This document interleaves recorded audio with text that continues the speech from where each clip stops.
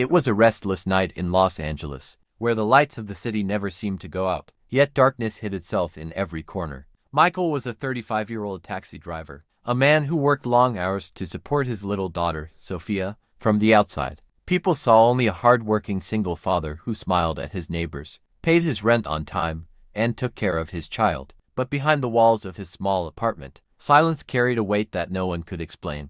Neighbors often whispered to one another. They claimed that strange noises came from his flat every other night. Sometimes it was the sound of doors slamming, sometimes faint cries of a woman, and sometimes footsteps at odd hours. Whenever asked, Michael always answered with the same calm smile. "It's just the TV, nothing else." But Sophia felt it too. She would wake up in the middle of the night, hearing someone walking in the kitchen when her father wasn't there, hearing water running in the bathroom when no one was inside, and sensing someone standing just outside her bedroom door. She was too afraid to look, so she buried her head under the blanket and prayed. One afternoon, she came home from school with tears in her eyes. "Dad," she asked softly, "they say you're with someone else at night. Is it true?" Michael froze, then hugged her tightly. His voice cracked. "People lie, Sophia. Don't ever listen to them. I am only yours." But in his eyes, a storm was hiding. Weeks passed, and their neighbor, Mrs. Clark, grew more suspicious. She went to the police,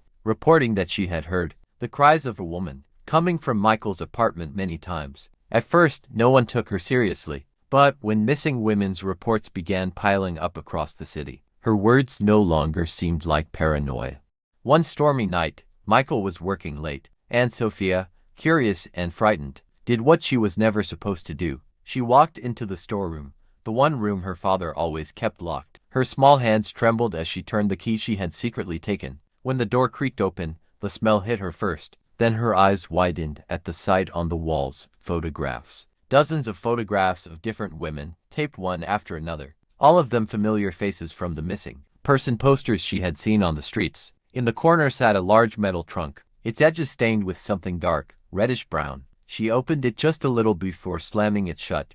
Her breath caught in her throat. She wanted to scream, but fear sealed her lips. Later that night, Michael returned home. He noticed the trunk had been moved. His voice was cold, steady, yet deadly. "Sophia, what did you see?" Tears ran down her face. "Dad, please, why are you like this?" Michael sat down, holding his head in his hands. His voice broke into pieces as he confessed. "I was human, Sophia, but poverty, loneliness, and the cruelty of this world, they turned me into something else. Every time someone sat in my cab and treated me like I was invisible, worthless, I couldn't take it anymore, and so I never let them leave. I thought I was taking back my power, but I was only losing my soul." Sophia sobbed, her small body shaking. For her, this was no longer just her father speaking. It was something darker. The door burst open with the thunder of police boots. Officers stormed in, their guns drawn, their faces pale with what they saw. Michael didn't resist. He looked at his daughter one last time,